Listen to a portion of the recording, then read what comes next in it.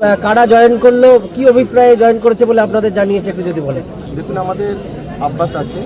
আব্বাস হচ্ছে কোলেঘাট 2-এর আইএসএফের অঞ্চলের সভাপতি। ওর সঙ্গে আরেকজন আব্বাস আছে এবং সমস্ত 18 জন সভাপতি আছে।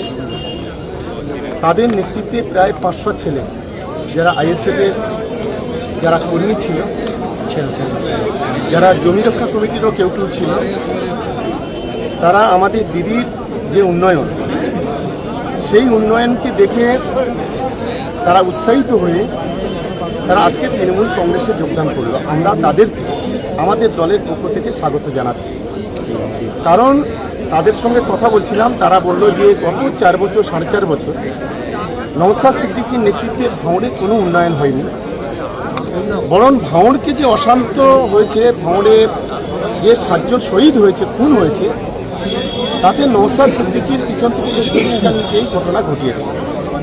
ফলে আজকে আমাদের দলে যারা এসেছেন, ওরা তাদেরকে আমরা আমাদের দলের পক্ষ থেকে আমরা স্বাগত জানাচ্ছি এবং আগামী দিনে কোলেরহাট 2 নম্বর অঞ্চল তৃণমূল কংগ্রেসের তারা আমাদের যারা বর্তমানে আছে এবং যারা আমাদের দলে এসেছে একবারে মিলিতভাবে এই এলাকায় নেতৃত্ব দেবেন এবং আশা করছি যে ভাঙড় বিধানসভা আগামী দিনে অনেক বড় ভোটের ব্যবধানে তৃণমূল কংগ্রেস জয়লাভ করবে। কোলেঘাট গ্রাম পঞ্চায়েত বরাবরই জমি কমিটির দখলে, একদিকে জমি কমিটি, অন্যদিক আরাবুল দল ছাড়া, এই জায়গায় দাঁড়িয়ে এই জয়েনিংটা কতটা তাৎপর্যপূর্ণ এরকম একটা সময়?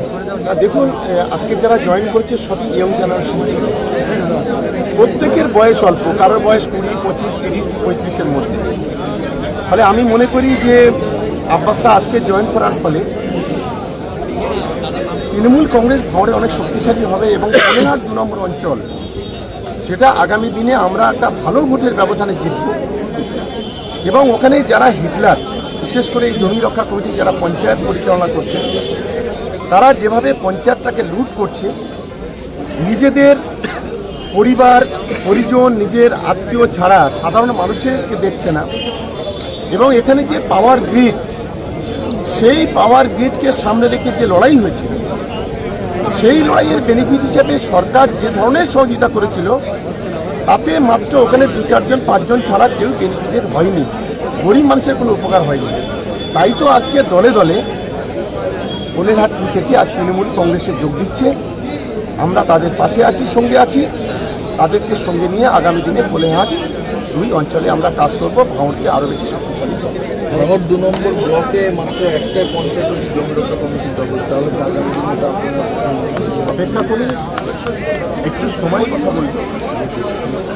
ইতিমধ্যে আমাদের সঙ্গে বেশ কিছু পঞ্চায়েতের সদস্য তারা কথা বলেছে, তারা একেবারে অত্যাচারকে নির্যাতিত বলছে, তাদের উপরে কখনো কখনো রোলার চালানো হচ্ছে, তারা সামনে কথা বলছে। সময় আসলে পঞ্চায়েত ধরে রাখতে পারবে না, এইটুকু শুধু বললাম, শুধু সময়ের অপেক্ষা। কারণ বন্দুক দিয়ে ভয় দেখিয়ে বড় বড় কথা বলে ক্ষমতা দখল করা যায়, এটা মনে রাখতে হবে। 1, 2, এটা মমতা বন্দ্যোপাধ্যায়ের মস্তিষ্ক প্রসূত আজকে ভাঙড় কলকাতা পুলিশের আন্ডারে।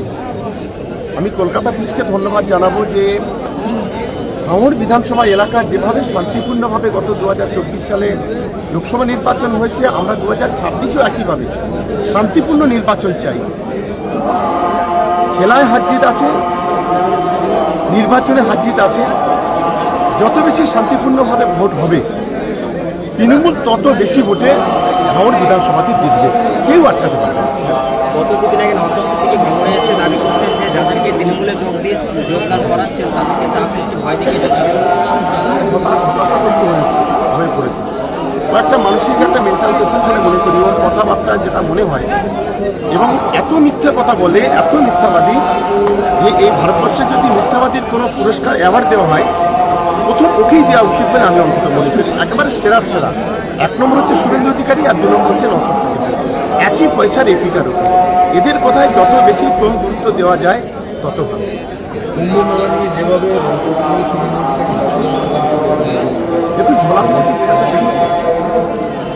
আমরা বারে বারে বলছিলাম যে নওশাদ সিদ্দিকীরা হচ্ছে বিজেপির দালালটি করছে, কুম্ভ মেলাকে কেন্দ্র করে আমাদের মাননীয় মুখ্যমন্ত্রী যে বিবৃতি দিয়েছেন তার প্রতি উত্তরে নওশাদ সিদ্দিকী প্রেসের সামনে যে কথা বলেছেন, এটা পরিষ্কার হয়ে গেল যে ও যে একজন বিজেপির দালাল, বাংলার সংখ্যালঘু সমাজের ভোট কেটে বিজেপির হাতটাকে যে শক্তিশালী করছে, সবচাইতে বড় উদাহরণ গতকাল থেকে মানুষ কিন্তু ফেসবুক, হোয়াটসঅ্যাপ, টুইটার এবং মিডিয়ার মাধ্যমে মানুষ দেখছে।